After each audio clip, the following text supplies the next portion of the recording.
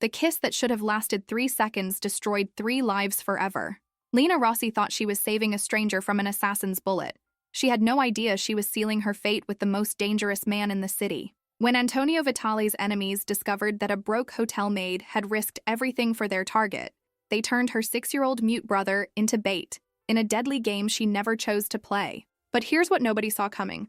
The monster everyone feared would do anything, and I mean anything, to protect the woman who showed him what love could cost. What started as a split-second decision in a hotel corridor was about to become a war that would either forge an unbreakable family or destroy them all in the most brutal way imaginable. Subscribe and tell me where you're watching from, because this story is about to prove that sometimes the most dangerous thing you can do is save the right person's life. Lena's alarm screamed at 4:30 in the morning. She slapped it quiet and lay still for 10 seconds, letting herself pretend the bills weren't real, and her back didn't ache from yesterday's double shift. The apartment was dark and cold. Winter air leaked through the cracked window seal, making the curtains dance like ghosts.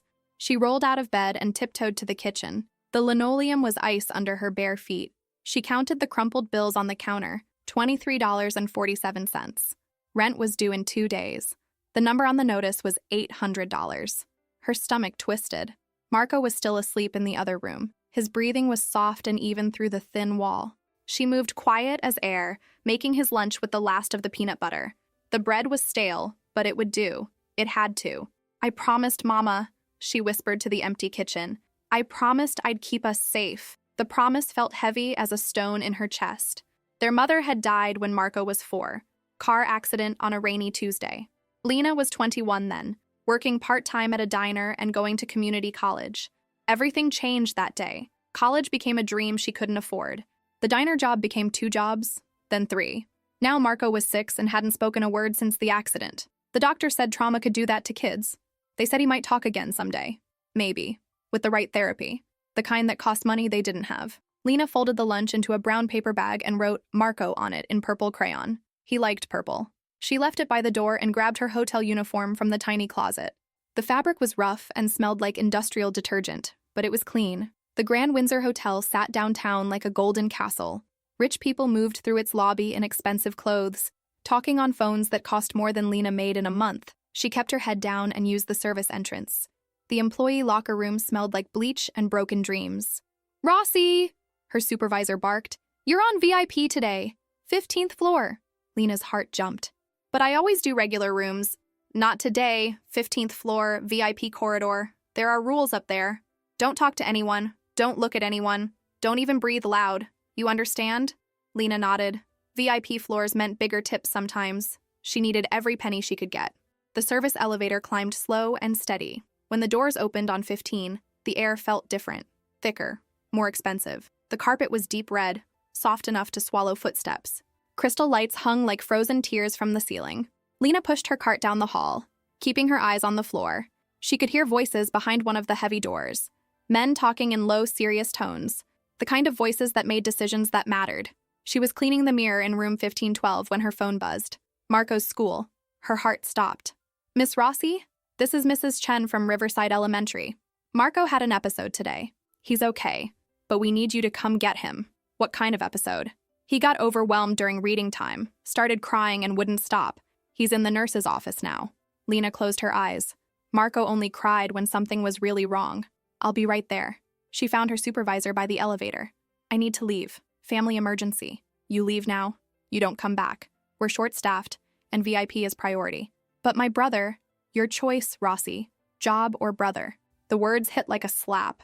Lena stared at the woman's hard face and felt something break inside her chest. She needed this job, but Marco needed her more. "Fine, I'll stay." The supervisor smiled. "Smart girl."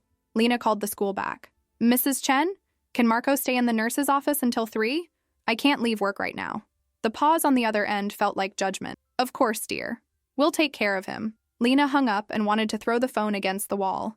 Instead, she went back to cleaning mirrors and pretending her heart wasn't breaking. At lunch break, she sat in the empty staff room and ate a stale muffin from the day-old cart. The bills in her pocket felt heavier than rocks. She was adding up numbers in her head when a shadow fell across her table. "Lena?" She looked up and felt her blood turn to ice. Eddie Kellum stood in the doorway, grinning like a wolf. Her ex-boyfriend, the man who had put bruises on her arms and fear in her soul. "What are you doing here?" Her voice came out smaller than she wanted. "Looking for you, baby. Heard you work here now." He slid into the chair across from her without being asked. "You look good. Tired, but good." "I have to get back to work. In a minute." His hand shot out and grabbed her wrist. Not hard enough to bruise, but firm enough to keep her in place. "I've been thinking about us. About how good we were together. We were never good together. That's not how I remember it." His thumb rubbed across her pulse point. "I made some mistakes before. I know that. But I'm different now. Got a new job. Making real money. I'm not interested." His grip tightened just enough to make her wince. "You haven't even heard what I'm offering. Let go of me. Or what? You'll call security?" He laughed. "Baby, I'm friends with security now. They know me here." Fear crawled up her spine like a cold spider.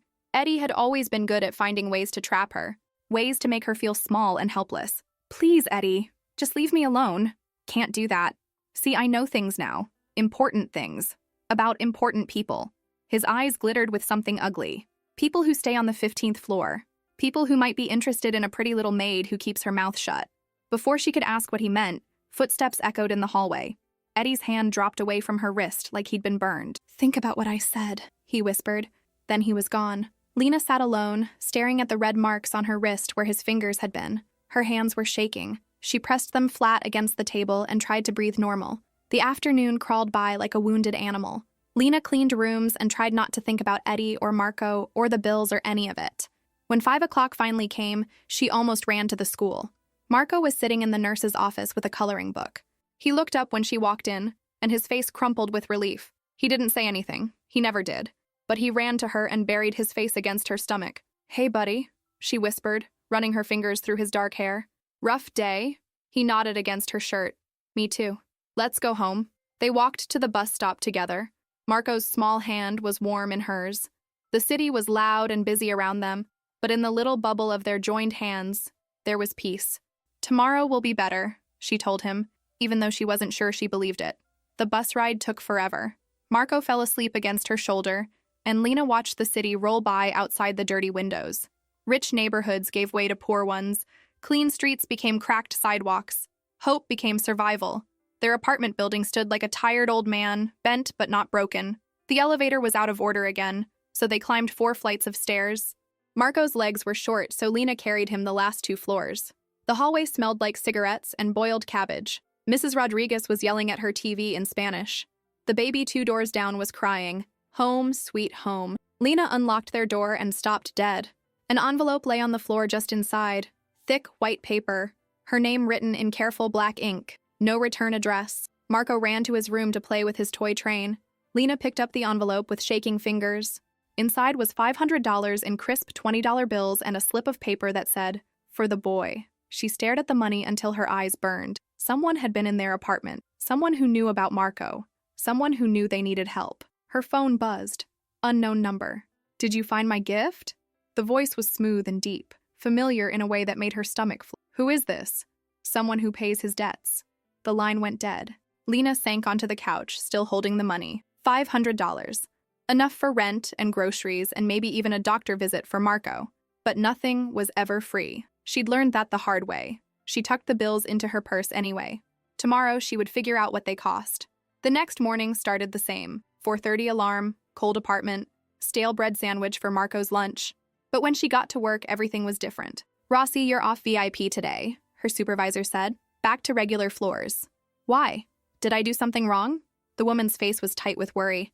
"Just do what you're told and don't ask questions." But Lena couldn't help herself. During her lunch break, she took the service elevator to 15 and walked the VIP corridor. It was quiet as a tomb. Too quiet.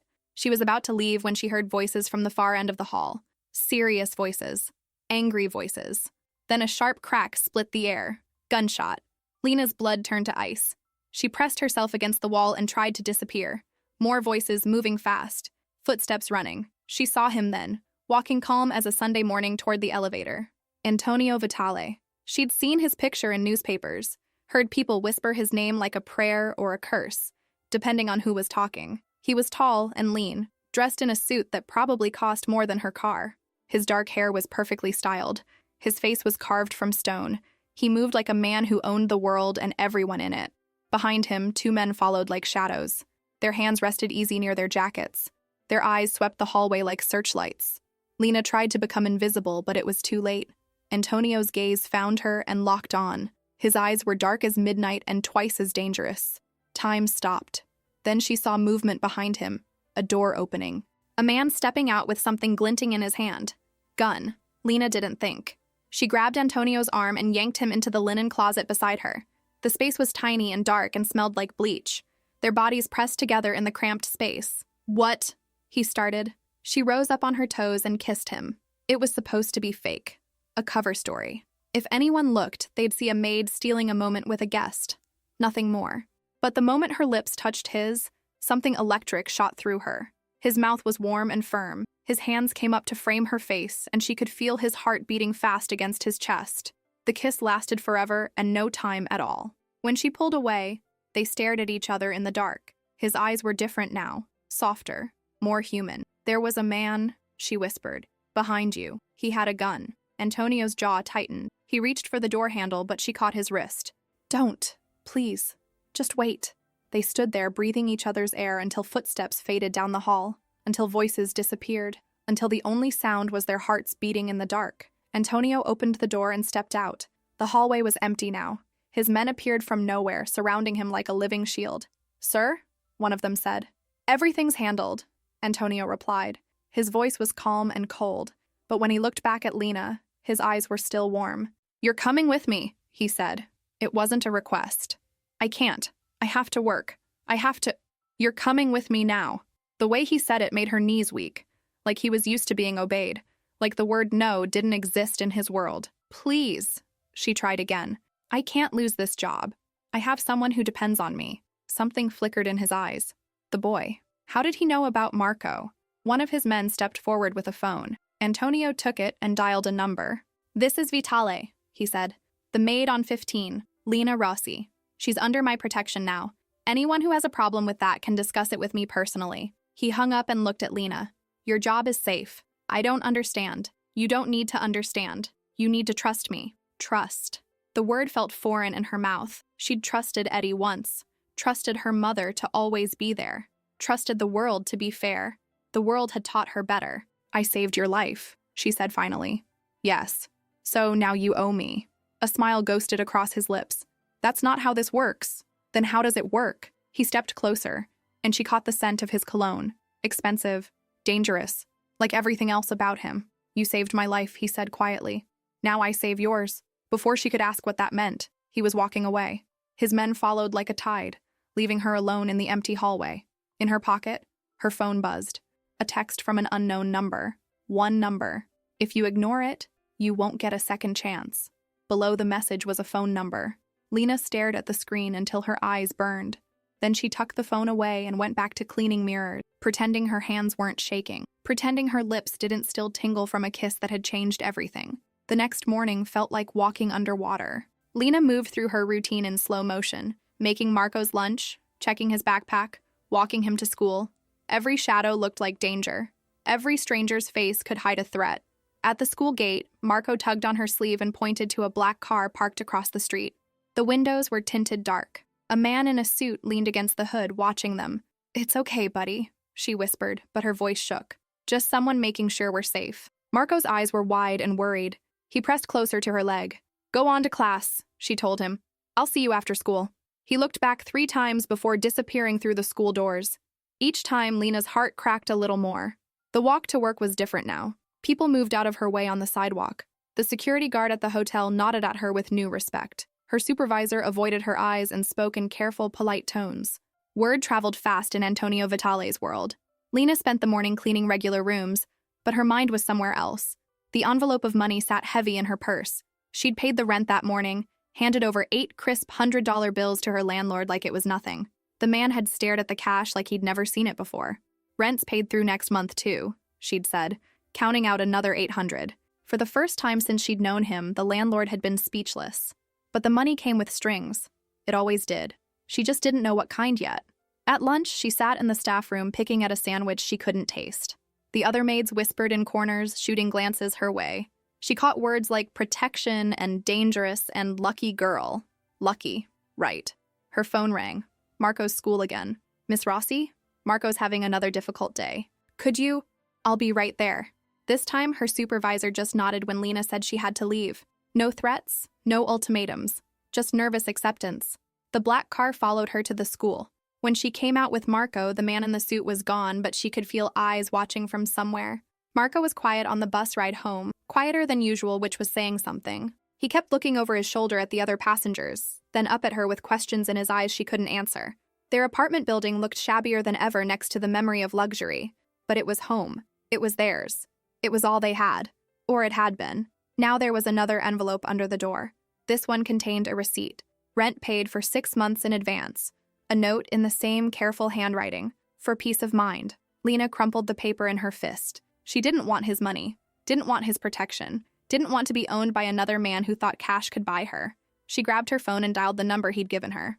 "You need to stop," she said when he answered. "Good afternoon to you too." His voice was warm honey over broken glass. She could hear traffic in the background, city sounds that meant he was somewhere in the real world, instead of locked away in his tower of money and power. "I don't want your charity." "It's not charity. It's an investment." "In what?" "Your safety. Your brother's safety." "We don't need—" "Yes, you do." The warmth left his voice. "More than you know." Something in his tone made her stomach clench. "What does that mean?" "It means there are people who know what you did for me. People who might not appreciate your intervention."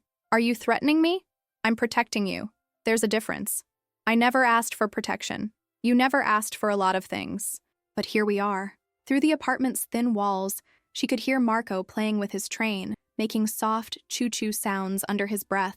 The first sounds he'd made in months that weren't cries or whimpers. "What do you want from me?" she asked quietly. "Right now?" "Nothing. Tomorrow? We'll see." The line went dead.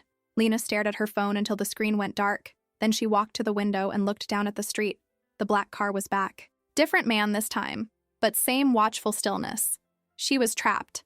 Not behind bars, but trapped all the same. That evening, she cooked spaghetti with the last jar of sauce in the cupboard. Marco sat at their tiny table, moving noodles around his plate but not eating much. His eyes kept darting to the window. "Hey," she said softly. "Look at me." He raised his head, and she saw fear there. The same fear she carried in her chest like a stone. "I know things are weird right now. I know you're scared. But I'm going to figure this out, okay? I'm going to keep you safe." Marco nodded, but the fear didn't leave his eyes. After dinner, she gave him a bath and read him 3 picture books. When he finally fell asleep, she sat in the living room and tried to make sense of her life. 24 hours ago, she'd been nobody. Just another invisible maid cleaning up after rich people. Now she was... what? Under the protection of a man whose name made grown men nervous. Connected to a world she didn't understand. Her phone buzzed. Text message from an unknown number. "Saw you with the big man yesterday. That's interesting." Her blood turned to ice. "Eddie, leave me alone." "Can't do that, baby. See, I work for some people, important people, and they're very interested in your new friend." "I don't know what you're talking about." "Sure you do. Antonio Vitale doesn't protect nobody, so either you're not nobody anymore, or you know something valuable." "I don't know anything." "Everybody knows something. Question is, what's it worth?" Before she could respond, another message came through. "Pretty little brother you got there. Saw him at school today. Riverside Elementary, right? Sweet kid. Be a shame if something happened to him." Lena's hands shook so hard she almost dropped the phone. The threat hung in the air like poisoned smoke, making it hard to breathe. She dialed Antonio's number with trembling fingers. He answered on the first ring. "Eddie, Kellum," she said without preamble. "He just threatened my brother." Silence. Then, "Where are you?" "At home. Pack a bag. Both of you. You're leaving. Now." "I don't want to run." "You're not running. You're coming to me." The difference felt important, though she couldn't say why. "For how long?" "As long as it takes." 20 minutes later, a black SUV pulled up outside her building. Not the same car that had been watching before. This one was bigger, more intimidating. The windows were so dark they looked like mirrors. A man got out and walked to her building's front door. Tall, broad-shouldered, with graying hair and kind eyes. He knocked softly. "Miss Rossi? I'm Sebastian Moretti. Mr. Vitale sent me." Through the peephole, she could see he had his hands visible, palms open, non-threatening, but there was something about the way he stood that said he could handle any threat that came his way. She opened the door with the chain still latched. "How do I know you're who you say you are?" He held up a phone. Antonio's voice came through clear and steady. "It's okay, Lena. Bash is my right hand. You can trust him." She looked back at Marco, who stood in the hallway clutching his stuffed bear and a small suitcase. He looked so young, so fragile. This is temporary, she said to Antonio through the phone. Of course. She didn't believe him, but what choice did she have? The ride through the city was silent, except for the hum of the engine. Marco sat pressed against her side, staring out the window at lights blurring past. Sebastian drove with calm efficiency, his eyes constantly checking mirrors. First time? He asked after a while. First time what? Under protection. Is it that obvious? You look like you're going to throw up. Despite everything, Lena almost smiled. I feel like I might. That's normal. It gets easier. Does it? He met her eyes in the rearview mirror. Depends on what you're willing to accept. The gates to Antonio's estate appeared out of the darkness like something from a movie. High stone walls, security cameras, men in dark clothes who nodded at Sebastian as they passed through. The house itself was beautiful and intimidating. 3 stories of honey-colored stone, with warm light spilling from tall windows. Gardens that probably cost more to maintain than most people made in a year. Marco pressed his face to the window, eyes wide. Big, he whispered. The first word he'd spoken in weeks. Sebastian parked in a circular driveway. Before Lena could get out, the front door opened and Antonio emerged. He'd changed out of his business suit into dark jeans and a white shirt. He looked younger, more human, but his eyes were still dangerous. Welcome, he said as she climbed out of the car. This is temporary, she said again. Of course. A woman appeared behind him, older, maybe 60, with silver-streaked hair and a face that had seen everything. She wore a simple black dress and moved with quiet authority. This is Rosa, Antonio said. She runs the house. Rosa smiled at Marco, who was hiding behind Lena's legs. Hello, little one. Are you hungry? Marco nodded shyly. Good. I made cookies this afternoon. Chocolate chip. Would you like some? Another nod, stronger this time. Rosa held out her hand, and after a moment, Marco took it. They walked toward the house together, leaving Lena alone with Antonio. He doesn't talk, she said. I know. How do you know? I know a lot of things. The way he said it made her skin prickle. Like what? Like Eddie Kellum has been out of prison for 3 months. Like he's working for Vincenzo DeMarco now. Like DeMarco has been looking for a way to get to me for years. And I'm that way? You might be. So this is about you, not me. It's about keeping you alive long enough to figure out the difference. The honesty was brutal and somehow comforting. At least he wasn't pretending this was charity. Inside, the house was even more intimidating. Marble floors, crystal chandeliers, furniture that looked like it belonged in a museum. But there were signs of real life too. A newspaper folded on a side table, reading glasses left on an arm of a chair, the distant sound of Marco's laughter from the kitchen. You have rules? She asked. A few. Let me guess. Don't leave without permission. Don't talk to strangers. Don't ask questions. Actually, the rules are simpler. Don't get yourself killed. Don't get your brother killed. Everything else we can work out. In the kitchen, Rosa was watching Marco eat cookies with the intensity of a scientist studying a rare specimen. He'd already finished 2 and was eyeing a third. He's been worried about you, Rosa said without looking up from Marco. We've been worried about each other. Children shouldn't carry adult worries. Tell that to the world. Rosa's eyes met hers, and Lena saw understanding there. This woman knew about protecting people you loved, knew about sacrifice.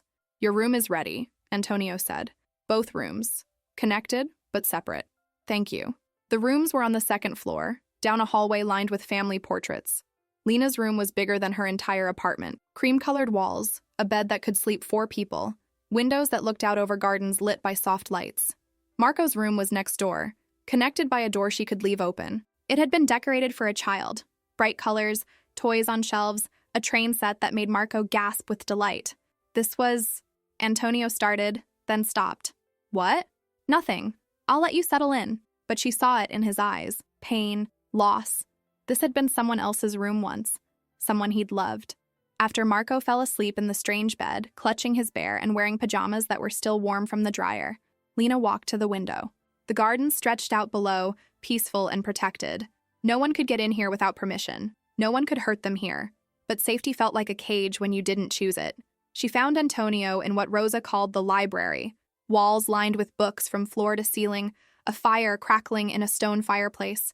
He sat in a leather chair with a glass of something amber, staring into the flames. Thank you, she said from the doorway. For what? The room, the safety. Even if it's not really about me. He looked at her then, really looked, and she felt that same electric jolt from their kiss in the linen closet. It is about you, he said quietly, more than it should be. Why? Because you kissed me without expecting anything in return. Because you saved my life without knowing who I was. Because you're raising a child who doesn't speak and you're broke as hell, but you haven't given up. The words hung between them like a bridge she wasn't sure she wanted to cross. I've given up plenty of times. But you're still here. So are you. Something shifted in his face. Not the same way. Because you're the big, scary boss man? Because I stopped believing in things like hope a long time ago. What changed your mind? A maid kissed me in a linen closet. The truth hit her like a physical thing. He wasn't just protecting her out of obligation or strategy. This was personal for him, too. I should go check on Marco. Lena, she turned back. The rules I mentioned, there's one more. What? Don't make me care more than I already do. The warning was quiet and serious and completely honest. Why? Because people I care about get hurt. She wanted to ask who, wanted to ask how, wanted to understand the pain that lived behind his eyes like a shadow. Instead, she said, I'll try. Good. But as she walked back to her room, past portraits of strangers and through hallways that smelled like money and old secrets, she knew it was already too late. She was already starting to care too. The next morning, Lena woke to sunlight streaming through windows bigger than her old apartment's whole wall. For a moment, she forgot where she was. The bed was too soft, the room too quiet, the air too clean. Then she remembered. Antonio Vitale, protection, danger, Marco. She bolted upright and ran to the connecting door. His bed was empty, covers thrown back. Her heart stopped. Marco! Footsteps in the hallway. Rosa appeared in the doorway, calm as morning coffee. He's in the kitchen with Mr. Vitale, she said. They're making pancakes. They're what? Making quite a mess, actually. But the boy seems happy. Lena threw on yesterday's clothes and hurried downstairs. The kitchen was huge, all granite counters and stainless steel appliances. Flour dusted every surface like snow. Marco stood on a stool beside the stove, carefully pouring batter into a pan while Antonio guided his small hands. Both of them were covered in flour. Good morning, Antonio said without looking up. We started without you. Marco beamed at her and pointed to the pan. Look! Another word. Her heart squeezed tight. They look perfect, buddy. Mr. Tony says we can make Mickey Mouse shapes next. Mr. Tony. Lena almost choked. The most feared man in the city had somehow become Mr. Tony to a 6-year-old boy. Antonio's cheeks had a faint red tinge. He couldn't say Antonio. So you're Mr. Tony now? Apparently. Marco flipped the pancake with Antonio's help, and it landed perfectly. He clapped his flour-covered hands together, sending white clouds into the air. Again, he said. After we eat these, Antonio told him. Deal? Deal. They ate at the kitchen table, not the formal dining room Rosa had tried to steer them toward. Marco chattered between bites, telling Antonio about his train collection and his favorite TV shows. Words poured out of him like water from a broken dam. Lena watched in amazement. Her little brother, who hadn't spoken in weeks, was having a conversation with a man whose business involved things she didn't want to think about. He likes you, she said after Marco ran off to brush his teeth. He's a good kid. The best. Antonio began clearing plates, moving around the kitchen like he belonged there instead of in boardrooms and back rooms. Can I ask you something? She said. Shoot. Why aren't you what I expected? He paused, holding 2 syrup-sticky plates. What did you expect? Scarier? Colder? More? She searched for the word. More monster? Yeah. Who says I'm not? But he was washing dishes while he said it. Sleeves rolled up, wedding ring tan lines still visible on his finger. Whatever monster lived inside him, it wasn't the only thing there.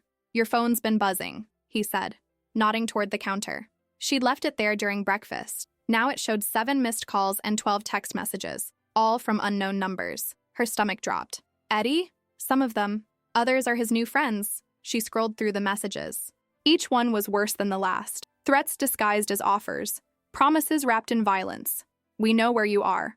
Pretty house. Shame if something happened to it. The boy looked sweet in his school uniform. The phone slipped from her shaking hands. Antonio caught it before it hit the floor. They won't get near him, he said quietly. How can you be sure? Because I won't let them. The certainty in his voice should have been comforting. Instead, it scared her. Because certainty like that came from experience. From doing whatever it took to protect what mattered. What does that mean? It means you don't worry about Eddie Kellum anymore. Antonio, some problems solve themselves.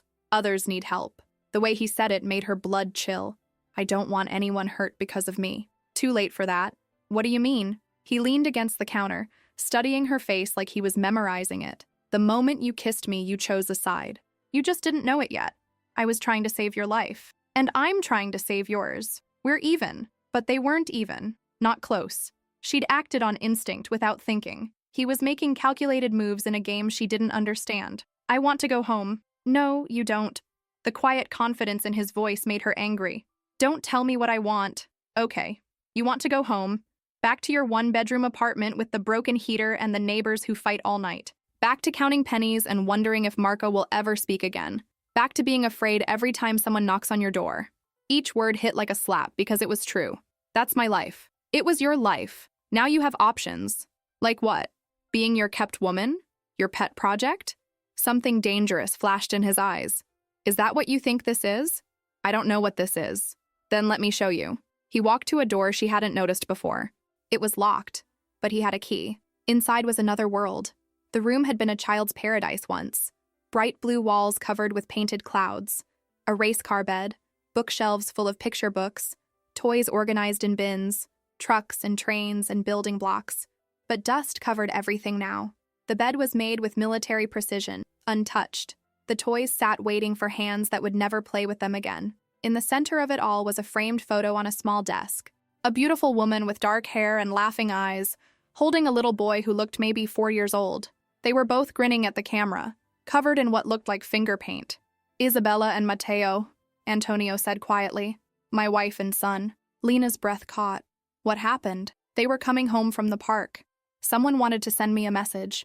The message was received. The pain in his voice was raw and deep. Old grief that had settled into his bones like winter cold. I'm sorry.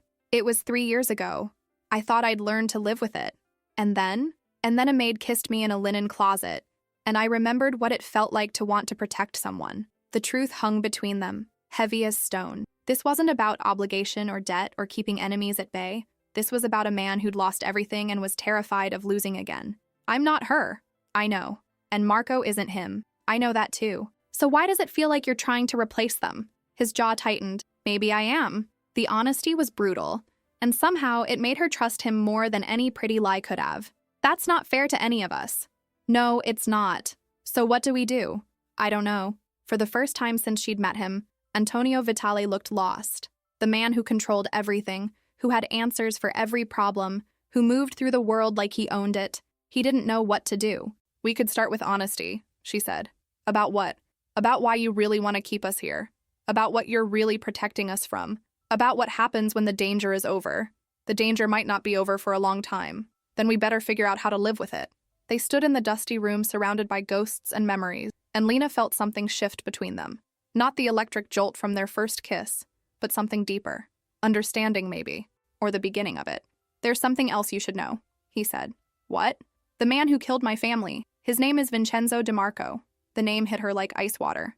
The same DeMarco who Eddie works for now. Yes. So this isn't coincidence. Nothing ever is. She sank into a small chair that had been built for a child. He's using Eddie to get to me to get to you. That's the theory. And what's the plan? Keep you safe. Keep Marco safe. End the threat. How? You don't want to know. Yes, I do. No, Lena. You really don't. The way he said her name made her look up. His eyes were dark and serious and completely honest.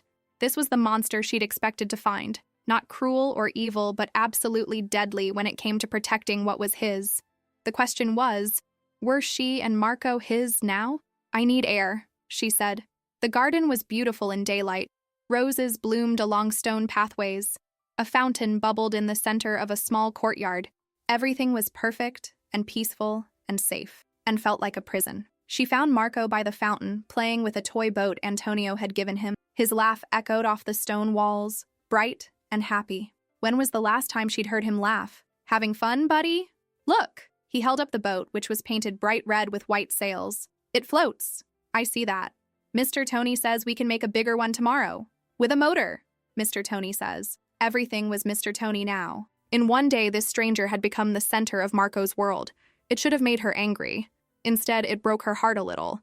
Because Marco needed a father figure, and she'd never been able to give him one. Every man she'd ever trusted had hurt her, so she'd stopped trusting, stopped trying. But Marco was 6 years old and hungry for male attention, for someone to teach him how to throw a ball and fix broken things and be strong in the world. He's good with kids, she said when Antonio joined them by the fountain. I used to be. You still are. It's different now. Because he's not yours? Because I'm terrified I'll fail him the way I failed Matteo. The admission was quiet and raw. She could see the guilt eating at him, the belief that somehow he should have been able to save his son. You didn't fail anyone. I wasn't there when they needed me. You can't be everywhere. I should have been there. They watched Marco sail his boat across the fountain, completely absorbed in the simple pleasure of watching it glide through the water. He's happy here, Antonio said. For now. What if it could be permanent? The question hung in the air like smoke, heavy, dangerous, full of possibilities she wasn't ready to consider. What are you asking me? I'm asking if you could see a life here. Both of you. As what? Your house guests? Your responsibility? As family. The word hit her like lightning. Family. The thing she'd been trying to build and protect with just her and Marco. The thing that had always felt incomplete but had to be enough because it was all they had.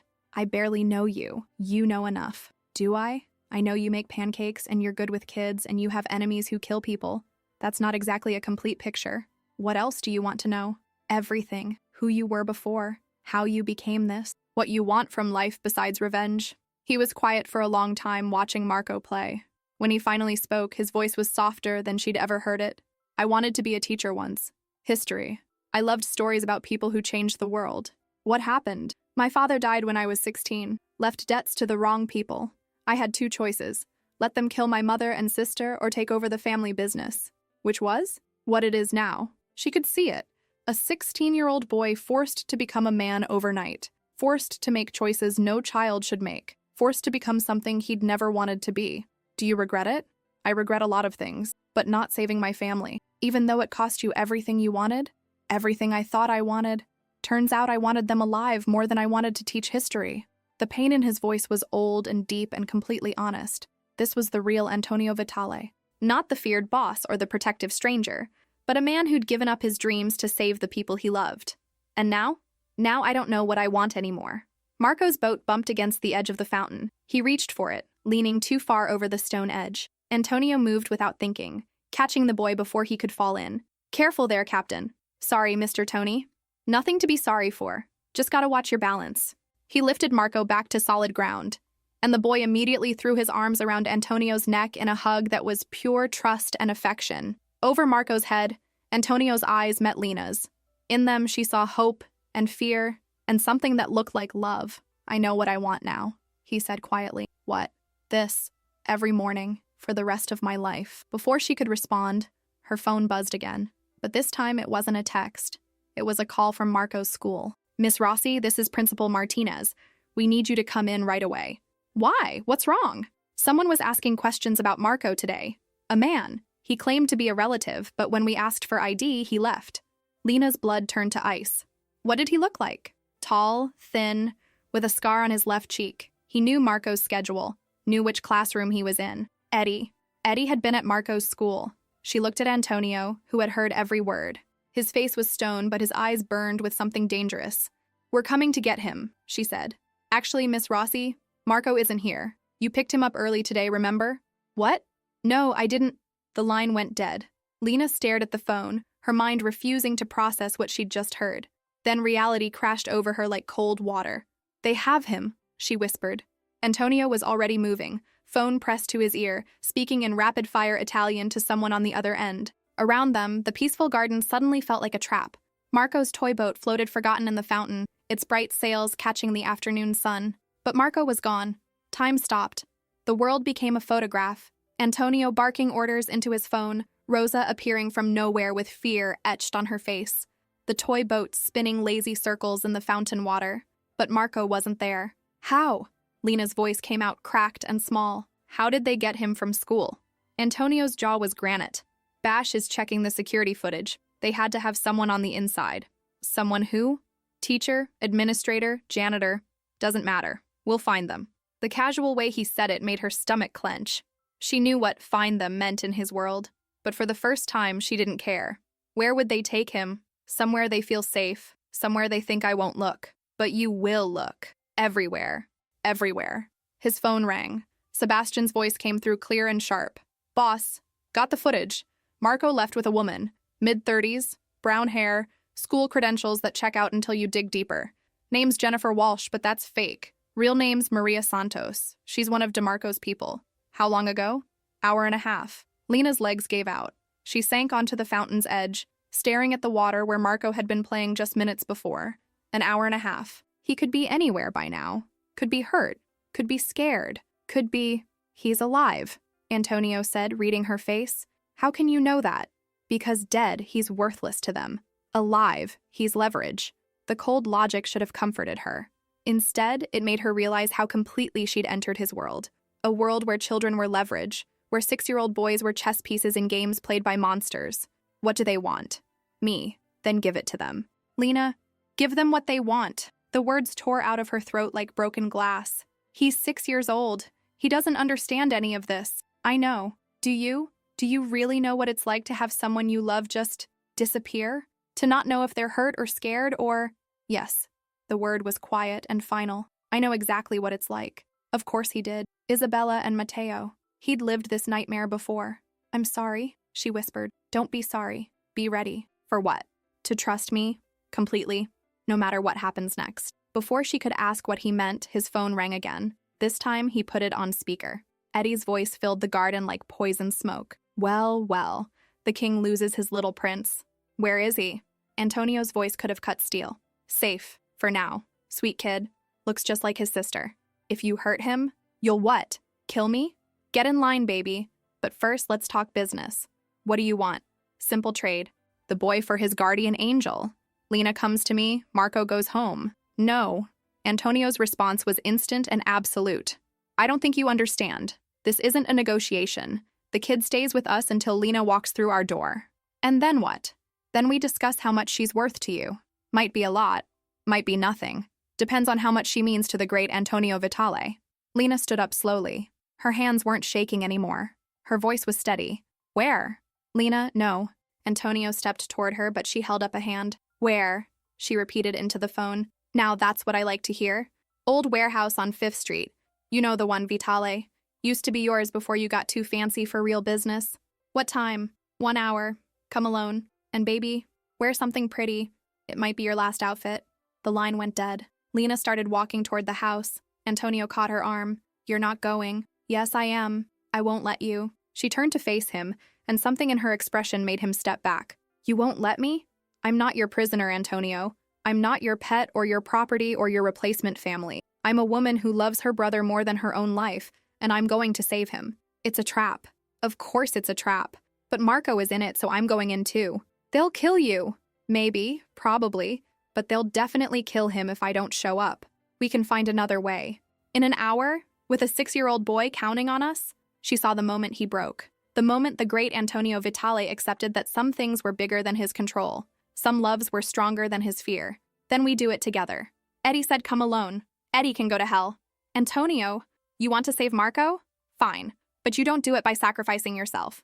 We find a way to save you both. How? I don't know yet. But I will. He was already moving, calling out orders to men who appeared from corners and shadows. The peaceful house became a war room in minutes. Maps spread across tables. Phones rang. Computer screens glowed with satellite images and building plans. Lena watched it all with growing fear. Not of what might happen to her, but of what Antonio might do. The monster she'd sensed beneath his careful control was fully awake now. She could see it in his eyes, in the way he moved, in the edge to his voice when he spoke to his men. This was the man who had built an empire on fear, the man other dangerous men whispered about in the dark, the man who solved problems permanently. Whatever you're planning, she said quietly, don't become something Marco can't forgive. He looked at her with surprise. What? When this is over, when he's safe, he's going to ask questions. He's going to want to understand why people took him, why they hurt him. He's 6 years old, Antonio. He still believes the world is good. The world isn't good. But people can be. You can be. I'm not good, Lena. I stopped being good a long time ago. That's not true. You've seen what I am. I've seen what you do. That's not the same thing. She stepped closer, close enough to touch his face. His skin was rough with stubble, warm with life and fear and hope. The man who makes pancakes with a scared little boy. The man who keeps his son's room exactly as it was because he can't let go. The man who would rather die than let someone else get hurt. That's who you are. And if I have to become something else to save him, then you become it, and I'll help you find your way back. For a moment, the war room fell away. It was just them, standing in the wreckage of their careful walls, admitting truths they'd been afraid to face. I love you, he said quietly. I know. And I love him. I know that too.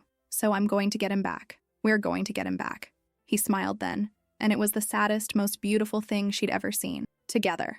Together. The warehouse squatted on 5th Street like a diseased animal. Broken windows stared down at empty lots and forgotten dreams. This part of the city had died years ago, leaving behind only bones and shadows. Lena sat in the passenger seat of Antonio's car, watching the building through binoculars. Somewhere inside, Marco was waiting, scared, alone, wondering why the people who were supposed to protect him had let this happen. 3 entrances, Antonio said, pointing to the building plans spread between them. Main door, loading dock, fire escape on the north side. How many men? Sebastian spotted at least 6, probably more inside. And Eddie? Waiting for you to walk through that door so he can prove he's the big man now. Lena lowered the binoculars. What's the plan? You go in the front, I go in the back, my men cover the exits. That's not a plan, that's a wish. It's what we have. Her phone buzzed. Text message from an unknown number. Time's up, baby. Come inside. Alone, or we start cutting pieces off the kid. The words hit her like acid. Marco. Sweet, quiet Marco who was just learning to speak again. Who trusted too easily. Who didn't understand that some people enjoyed causing pain. I'm going in. Wait 5 minutes. Give me time to get into position. What if 5 minutes is too long? What if going in unprepared gets you both killed? She looked at him. Really looked, memorizing his face in case this was the last time she saw it. Strong jaw, dark eyes, scars that told stories she was just beginning to understand. If something happens to me, nothing will happen to you. If it does, promise me you'll take care of Marco, not as a replacement for your son, as himself. Lena, promise me. I promise. But nothing's going to happen to you because I won't let it. You can't control everything. I can try. She leaned across the seat and kissed him, soft, desperate, full of all the things they hadn't had time to say. 5 minutes, she whispered against his lips. 5 minutes. She got out of the car and walked toward the warehouse. Each step felt like a lifetime. Behind her, she could hear Antonio moving toward the back of the building, his footsteps fading into the night. The front door was unlocked. It opened with a rusty shriek that echoed through empty space. Lena! Marco's voice, high and scared, calling from somewhere in the darkness. She ran toward the sound, her heart hammering against her ribs. Through a maze of abandoned machinery and forgotten dreams, following her brother's voice like a lifeline. She found them in what used to be an office. Marco sat in a chair too big for him, hands tied behind his back but otherwise unharmed. Eddie stood behind him, one hand resting on Marco's shoulder. There's my girl, Eddie said with his wolf grin. Right on time. Let him go, I'm here. That's what you wanted. What I want is to know why Antonio Vitale thinks you're worth protecting. I saved his life. He's returning the favor. That's it? One good turn deserves another? That's it. I don't believe you. I don't care what you believe. Let my brother go. Eddie's hand tightened on Marco's shoulder, and the boy whimpered. The sound went through Lena like a knife. Here's what's going to happen, Eddie said. You're going to call your boyfriend. Tell him you're safe and sound. Tell him to back off. Then we're going to take a little ride, and we're going to discuss your future employment opportunities with Mr. DeMarco. And Marco? The kid goes free, eventually. After we're sure Vitale got the message. No deal? Not really your choice, baby. That's when the lights went out. The warehouse plunged into absolute darkness. Shouts echoed from other parts of the building. Gunshots cracked like thunder. Marco! Lena screamed, diving toward where she'd last seen him. Her hands found his chair, found the ropes binding his wrists. She tore at the knots with desperate fingers while chaos erupted around them. It's okay, buddy, she whispered. I'm here. I've got you. Lena? His voice was so small, so scared. Right here. Stay close to me. Emergency lighting flickered on, casting crazy shadows across the walls. Eddie was gone. The office door hung open like a mouth. This way, Antonio's voice, calm and sure, cutting through the noise. He appeared in the doorway, gun in hand, moving like a man who owned the night. Both of you. Now. Lena scooped Marco into her arms and ran, through corridors that smelled like rust and fear, past rooms where shadows moved and voices shouted, toward the promise of safety that walked ahead of them with deadly purpose. They burst through the loading dock into cool night air. Cars waited with engines running. Sebastian held a door open. Get them out of here, Antonio ordered. What about you? Lena asked. I finished this. Antonio, no. He's not worth it. He threatened what's mine. That requires an answer. The possessive edge to his voice should have scared her. Instead, it made her feel safer than she had in years. Come with us.